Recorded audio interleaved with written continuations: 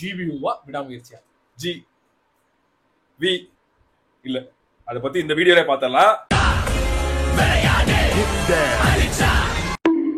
வணக்கம் மக்களே, welcome to RT tax. இங்க கிரிக்கெட் அண்ட் சினிமா பத்தின ஏகப்பட்ட கான்வர்சேஷன்ஸ் நடக்கும். அந்த கான்வர்சேஷன்ல நீங்களும் கலந்துக்கணும் அப்படின்னா சேனல் சப்ஸ்கிரைப் பண்ணுங்க. இப்போ வீடியோக்குள்ள போலாம். ஜிபியூக்கு நம்ம ஆல்ரெடி ஒரு ரிவ்யூ போட்டோம். இப்போ மனசாட்சிப்படி ஒரு ரிவ்யூ அல்ல ரோஸ்ட்.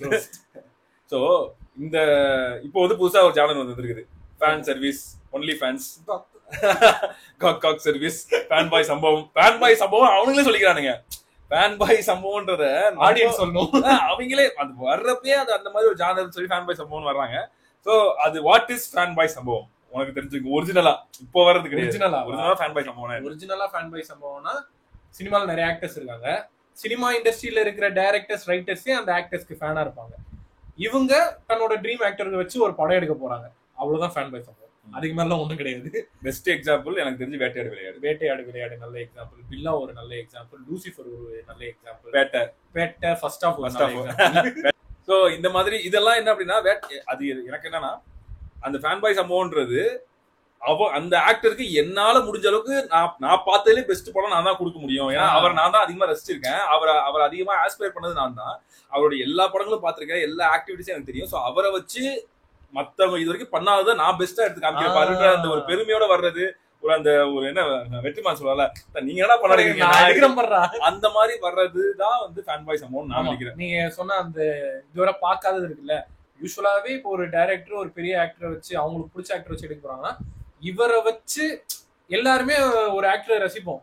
ஆனா டைரக்டர் பெர்ஸ்பெக்டிவ்ல இருந்து இவர் இப்படி பண்ணா நல்லா இருக்கும்னு ஒரு பாயிண்ட் ஆஃப் வியூ இருக்குல்ல, அதை கொண்டு வருவாங்க எப்பயுமே ஃபேன் பாய் சம்பவத்துல. அது வந்து ஸ்டார்டிங்ல இப்படி இருந்துச்சு. பட் பேட்ட டைம்ல எப்படி ஆச்சு அப்படின்னா ரஜினி அவர்களுக்கு வந்து அதுக்கு முன்னாடி காலா கபாலின்னு சொல்லிட்டு அவருடைய யூஷுவல் ஜோன்ல இருந்து வெளியே போயிட்டு இருந்தாரு.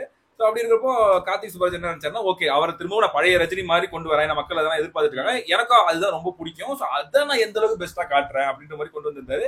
ஸோ எல்லாருமே என்ன பண்ணாங்க, பழைய ரஜினி பார்த்த மாதிரி இருந்துச்சுன்னு சொல்லிட்டு அந்த படத்தை ஃபுல்லா ரசிச்சாங்க. பட் அதுல ரஜினிசம் இருந்துச்சே தவிர பழைய படத்தோட ரெஃபரன்ஸ் நான் காமிக்கிறேன், அந்த அண்ணாமலை, முத்து, எஜமான் அப்படின்லாம் கொண்டு வராம இதுல ரஜினியோட ஸ்டைல எந்த அளவுக்கு நான் மேக்ஸிமைஸ் பண்ணி காமிக்கிறேன், அதை ஃபோக்கஸ் பண்ணி என்னால வந்து கதையோட அதை ஒன்றி எப்படி நான் கொடுக்க முடியும்ன்றத காமிச்சிட்டாரு. அது வரைக்கும் ஆடியன்ஸ் கேட்டது பழைய ரஜினினா அந்த 90s 80sல இருந்து அந்த கரிஸ்மா, ஆமா, அந்த ஒரு பவர் ரீசன்ட் படத்துல இல்லைன்னாங்க. கார்த்திக் சுப்ராஜ் அதான் கொண்டு வந்தாரு. மறுபடியும் பழைய Annamalai dialogue, Baba dialogue, Padayappa dialogue எல்லாம் எடுத்துன்னு வரல. சோ அப்படி இருந்த ஒரு ஃபேன் பாய் சம்பவம்ன்றது இப்போ வந்து ரொம்ப அதை வந்து எவால்வ் ஆயிடுச்சு. அவங்களுடைய கம்ஃபர்டபுள்னஸ்க்கு வந்து ரொம்ப கொண்டுட்டாங்களோ. எனக்கு நான் இதை பார்த்தா போதும், நான் இந்த படங்கள்லாம் பார்த்திருக்கேன், அந்த படங்கள்ல இருந்து ஒவ்வொரு சீன் எடுத்து வச்சா போதும்ன்றது வந்து எனக்கு தெரிஞ்சு ஜெயிலர்ல இருந்து ஆரம்பிச்சு. ஜெயிலர்ல வந்து இவ்வளவு பச்சையா ஆரம்பிக்கல, பட் லைட்டா ஆரம்பிச்சது. ஜெயிலர்ல எப்படின்னாக்கா ஃபுல் அண்ட் ஃபுல் அவரோட ஸ்டார்டம் யூஸ் பண்ணிக்கிட்டாங்க. அவருக்கு ஜெயிலர்ல கதை பெரிய ஓட்டை, அதை மறைக்கிறதுக்கு சூப்பர் ஸ்டார் ஃபேஸை கொண்டு வந்து இப்படி வச்சு காட்டி பின்னாடி அனிருத் பிஜிஎம் போட்டு அப்படி ஓட்டிட்டாங்க. அதுலயுமே பெருசா அந்த ரெஃபரன்ஸ் எடுக்கிறது அதெல்லாம் அவ்வளோலாம் இருக்காது. எந்த இடத்துல வந்து ஜெயிலர்ல ஃபேன் பாய் சம்பவம்ன்றது கொஞ்சம் அந்த டிவால்வ் ஆரம்பிச்சது அப்படின்னா செகண்ட் ஹாஃப்னு இல்ல, லைக் அந்த பாட்டுல வந்து அந்த ரஜினிக்கான லிரிக்ஸ் வைக்கிறது, மோகன்லால் இவங்க எல்லாம் வந்து ரஜினியோட ஃப்ரெண்ட்ஸ்ன்ற மாதிரி வர்றது. அவங்க என்ன சொல்லுவாங்க, உங்களுக்கு வந்து வேர்ல்டு ஃபுல்லா உங்களுக்கு லிங்க் இருக்குது, அதனால நாங்க வந்து அப்படி சொன்னாலுமே இந்த மாதிரி மோகன்லால் வர்றது, அப்படின்னா ராஜ்குமாரா, சோ அவர் வர்றது, அந்த இவங்க எல்லாம் ரஜினியோடைய சர்க்கிள் இருக்கிறவங்க ஃப்ரெண்ட்ஸ்ன்றது நல்லா தெரியுது. சோ அப்படி இருக்கப்ப என்னால அந்த ஜெயிலர்ன்ற ஒரு கேரக்டர் பார்க்க முடியாம சூப்பர் ஸ்டாரோட ஃப்ரெண்ட்ஸ் ஆயிடுவாங்க அப்படின்ற மாதிரி ஆரம்பிச்சது அந்த படத்துல.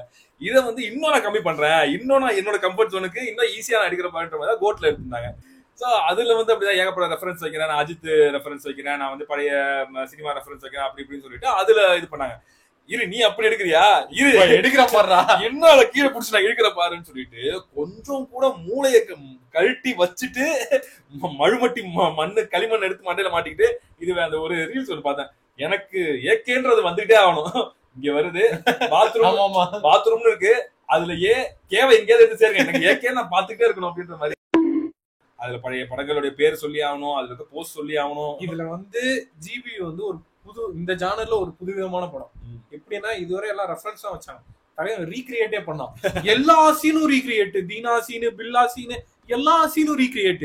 இந்த படத்துல எனக்கு என்ன இந்த படத்தோட முடிஞ்சிடணும்னு நினைக்கிறேன். ஏன் அப்படின்னா இதுல வந்து நீங்க ஃபேன் பாய் சம்பவம் நம்ம எதுக்கும் பேசுறது, ஃபேன் பாய் மூவிஸ் நம்ம பேசுற எல்லாத்துலயுமே ஏதாவது ஒரு விஷயம் வந்து ஒரிஜினலா இருக்கும்.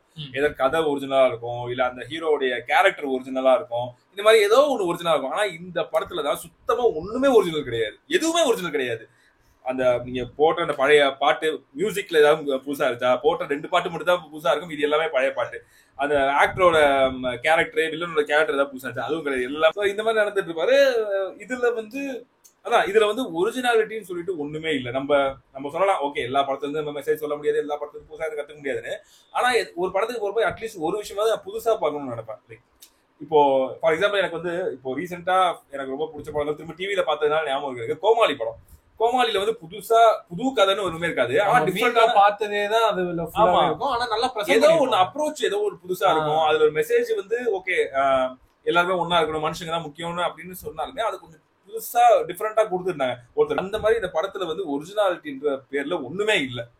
அது ஃபைட் சீன்ஸா இருக்கட்டும், மியூசிக்கா இருக்கட்டும், ஸ்கிரீன் பிளேவா இருக்கட்டும், டயலாக்ஸா இருக்கட்டும், டைரக்டரா இருக்கட்டும், படம் கிடையாது. 10 இயர்ஸ் சேலஞ்ச் மாதிரி இது ஒரு 20 இயர்ஸ் சேலஞ்ச் திரும்ப எடுத்துட்டு வந்து இப்ப இவர் உடம்பு குறைச்சிட்டாரு, ஓகே பில்லாசின திரும்ப எடு, ஓகே தீனாசின திரும்ப எடு பேசுறாங்க. எனக்கு சார் நீங்க ஃபர்ஸ்ட் ஹாஃப்ல இருந்து ஏகேஆர் தெரியுமா, ஏகேஆர் தெரியுமா, ஏகேஆர் தெரியுமா சொல்லிட்டே இருக்கீங்க. கடைசிக்கு அந்த படம் முடிவு வரைக்கும் ஏகே யாருன்னு உங்களுக்கு தெரியுதா? என்ன ஏகே என்ன சொல்ல வரீங்க? நம்ம அஜித் குமார் அவ்வளவுதான். அவ்வளவுதான் இல்ல, உண்மை அதுதான். ஏகேன்றது கேரக்டர் கிடையாது, உண்மையிலே அஜித் குமார் எடுத்துட்டு வந்து இவங்க ஒரு ஃபேண்டசி வேர்ல்டு ரெடி பண்ணி அதுல ரீக்ரியேட் பண்ணிருக்காங்க, அவ்வளவுதான். அதுல ஒன்னு ட்ரிகர் பண்றேன்னு சொல்லவா, ப்ரொஃபசர் டான்லி. அதுல வேற இப்ப வந்து இந்த டிஓபி படத்தோட டிஓபி வந்து சொல்லிருக்காரு, நாங்க வந்து ஃபர்ஸ்ட் ப்ரொஃபசர் கேரக்டர் அவரே வந்து படத்தை கொண்டு வந்தான்னு நினைச்சோம், ஆனா வந்து கால் ஷீட் வந்து அக்செப்ட் பண்ண மாட்டேன், எனக்கு கேட்டிருப்பாரு, எனக்கு டைம் வந்து ரொம்ப அதிகமா வேணும், எனக்கு 5-6 months ஆகும் அப்படின்னு சொன்னாரு. அது எங்க டைமுக்கு செட் ஆகல, அதனால வந்து நாங்க வந்து அனிமேஷன் யூஸ் பண்ணிக்கிட்டோம் அப்படின்னு. ஓஹோ, நீ அந்த லெவலுக்கு போயிருக்கியா நீ? அது எவ்வளவு கான்ஃபிடன்ஸ்ல அதுல சொன்னாங்க ஒரு ஜான்வி குரத்திலே மாட்டிட்டாரு, சுத்தி துப்பாக்கியோட நிக்கிறாங்க, நடுவுல நம்ம தலைவர் தான் போய் பண்ணதே ஏகேடா அப்படின்னு. வந்து ஃபேன் பாய் சமூகமும் எந்த படமும் இது ஒரு பெரிய ஆக்டர் வச்சு எடுக்கிறோம்னா அவருக்கு ஒரு கமர்ஷியல் சீன் வைப்பாங்கன்றத நான் ஒத்துக்கிறேன், ஓகேவா. இந்த டைரக்டர் என்ன பண்ணுவாங்க, கதையில ஒரு கதை வந்து ஒரு ஃப்ளோவா போகும், அதுல இந்த இடத்துல இவருக்கு இந்த சீன் வைக்கலான்ற மாதிரி ஒரு இடம் வரும், அந்த இடத்துல அவருக்குன்னு ஒரு சீக்வன்ஸ் வைப்பாங்க. இல்ல அப்படி கிடையாது, சீக்வன்ஸ் நிறைய இருக்கு நடுவுல. சரி இப்ப இந்த சீக்வன்ஸ் எல்லாம் எப்படி லிங்க் பண்றது, சரி ஒரு கதை எழுதுவோம். அதுன்னு ரொம்ப பழைய கதை தான் அது. ஏற்கனவே ஆல்ரெடி நடிச்சிருப்பாரு எனக்கு தெரிஞ்சு இதே மாதிரி கதையில. அப்படி ஒரு கதையை சீக்வன்ஸ் நடுவுல எழுதப்பட்ட கதை தான் இது. ஜிபியு மாதிரி படங்கள் இது போல வரக்கூடாது அப்படின்றதுக்காக ஜிபி மாதிரி படங்கள் இதுக்கு அப்புறம் ஏன் வரக்கூடாது, ஏன் சினிமாவுக்கு ஏன் இது ஆபத்து? இங்க வரக்கூடாது, எல்லாம் என்ஜாய் தான் பண்றானுங்க, நான் என்ன பண்றேன். நம்ம அவன் என்ஜாய் பண்றது போனா நம்ம அடிக்க வேண்டியது அடிப்போம். ஜிபியு மாதிரி படங்கள் ஏன் வரக்கூடாதுன்னா நம்ம சொல்றதுதான் ஆக்சுவலா என்னன்னா, இப்போ இந்த ஃபேனிசம்னு ஒரு விஷயம் இருக்குல்ல, அவரே சொன்னதான் விஜய் வாழ்க அஜித் வாழ்கன்னு சொல்ல விட்டு நீங்க போய் வாழுங்க. இத வந்து இந்த மாதிரி படங்கள் இன்டைரக்டா இம்போஸ் பண்ணுது. டைரக்டா அவங்க அடிச்சுக்கிறதுக்கு பதிலா இப்படி ஒரு படம் எடுத்து இது நல்லா இருக்குன்னு சொல்றப்போ இன்டைரக்டா அது ஸ்ப்ரெட் ஆகுது. ஆக்சுவலா அது அவங்களுக்கு புரியுதா இல்லையான்னு தெரியல. இப்போ ஒரு 200 300 கொடுத்து நான் வரேன்னா எனக்கு என்டர்டைன்மெண்ட் தேவைதான், நான் ஒத்துக்கிறேன், நான் இல்லைன்னா சொல்ல.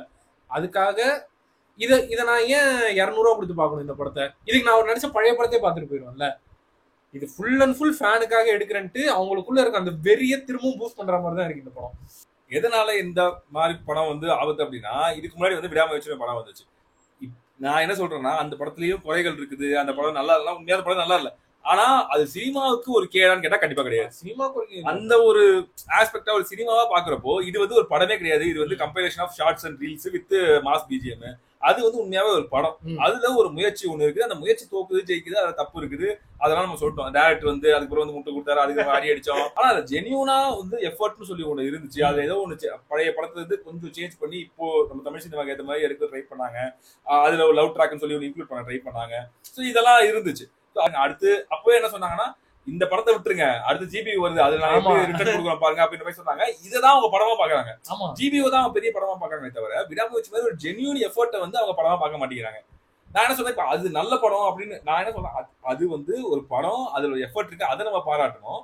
அண்ட் அதுல இருக்க குறைகளும் சொன்னாதான் அடுத்த டேரக்டர் வந்து எப்படி திருத்தி பாருன்றதா நம்ம ரிவ்யூலுமே நிறைய சொல்லியிருந்தோம். அந்த படத்தை போட்டு அடிச்சு அது கேவலமா இருக்குன்னு நம்ம சொல்லல. ஆனா இந்த படத்தை நம்ம அப்படியே சொல்றோம், இது ஒரு படமே கிடையாது, இது ஒரு மண்ணாங்கட்டி, இது ஒரு தேவையில்லாத மண்ணு. டேரக்டரா சொல்றேன், நீங்க என்ன வேணா ட்ரிகர் ஆகுதுன்னா ஆயிக்கோங்க. சோ இதுதான் நம்ம உண்மையாவே வந்து காரி துப்பி சிறப்பா அடிக்கணும்.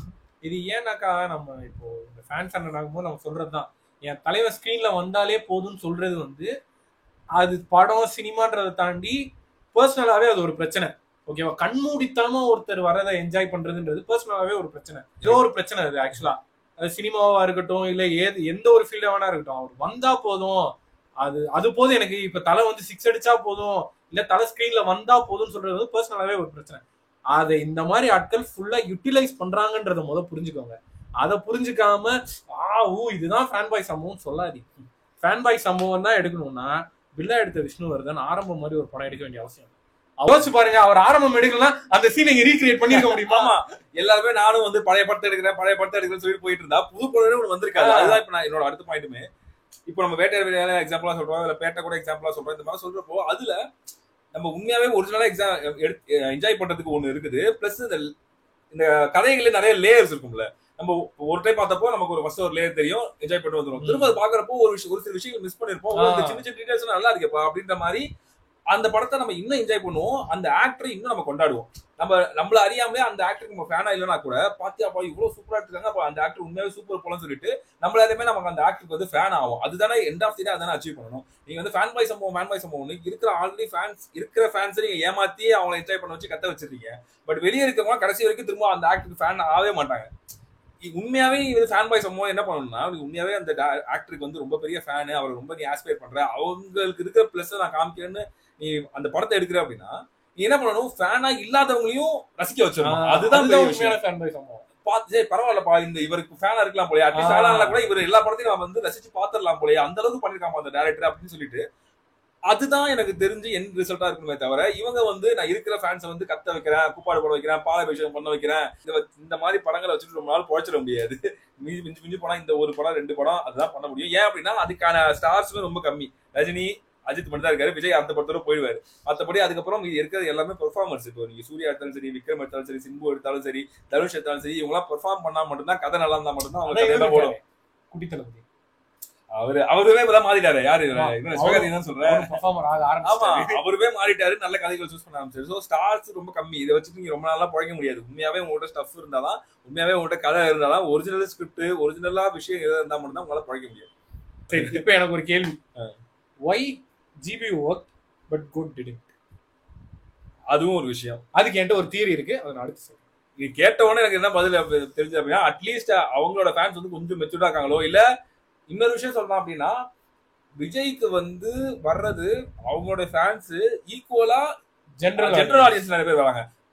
அடிக்கிறது நிறைய என்னமோ வந்து ஜெனரல் ஆடியன்ஸ். சோ அதனால வந்த ஃபர்ஸ்ட் நாள் செகண்ட் நாள்லயே வந்து ஒரு மிக்சட் ரிவ்யூஸ் வர ஆரம்பிச்சிருச்சு கோட்டுக்கு. பட் இங்க பார்த்தா அப்படின்னா ஃபுல் அண்ட் ஃபுல் அவங்களோட ஆடியன்ஸ் தான் வராங்கன்னு நினைக்கிறேன். சோ அதனால கொஞ்சம் அடி கம்மியா விழுது அப்படின்ற மாதிரி இருக்கு. எனக்கு வந்து 2 தியரி இருக்கு. ஒன்னு, கோட்டு ட்ரெய்லர்ல ட்ரெய்லர் கொஞ்சம் எக்ஸ்பெக்டேஷன் ஏற்றி விட்டுச்சு. இது ஒரு நல்ல படமா இருக்கும், அதுவும் வெங்கட் பிரபு எடுக்கிறாரு, மங்காத்தா எடுத்த டைரக்டர் எடுக்கிறாரு, நல்ல படமா இருக்கும்னு நம்ம நினைச்சதுனால அங்க ஒரு அடி.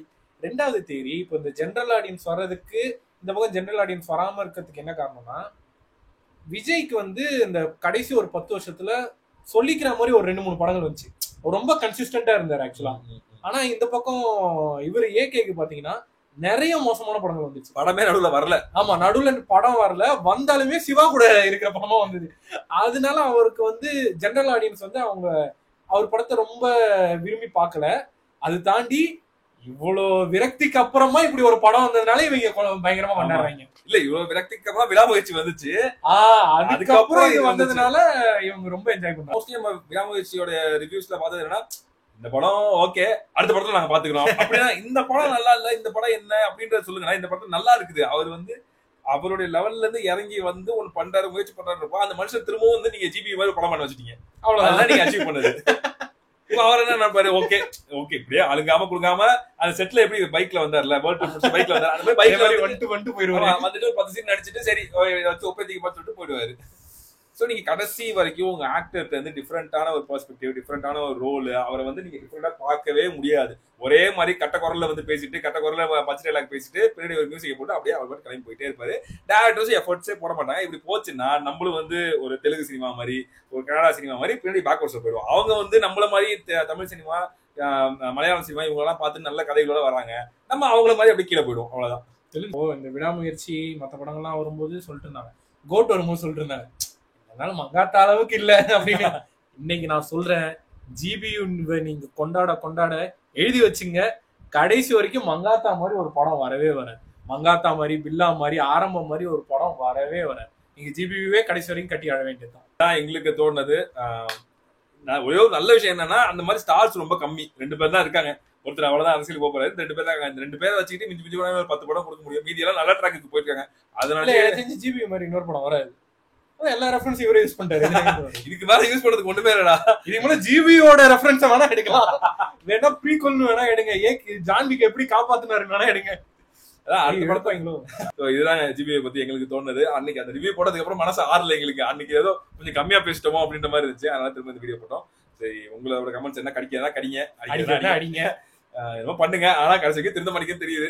எங்களுடைய ஆதங்கத்தை நாங்க தெரிஞ்சுட்டோம். சொல்லிக்கிறேன், இதனால சினிமாக்கு ஆபத்தோ அதெல்லாம் விட்டுருங்க, உங்களுக்கு தான் பிரச்சனை, பாத்துக்கங்க. சொன்னதுதான், மங்காத்தா ஆரம்பம் பில்லாலாம் எதிர்பார்க்கவே முடியாது இதுக்கப்புறம், பாத்துங்க. இந்த வீடியோ பிடிச்சிருந்தா லைக் பண்ணுங்க, ஷேர் பண்ணுங்க, மறக்காம பண்ணிட்டு சேனல் சப்ஸ்கிரைப் பண்ணிட்டு கிளிக் பண்ணிட்டு தேங்க்ஸ் ஆப்ஷனை சூஸ் பண்ணி அதை காணிக்க முடிஞ்ச அளவுக்கு சேர்த்துங்க. இதே மாதிரி இன்னொரு நல்ல வீடியோ சந்திக்கிறோம். மே 1ஆம் தேதி ரெட்ரோ வருது. சொல்ல எடுத்து காப்பிரைட் கொடுப்பான். நன்றி, வணக்கம்.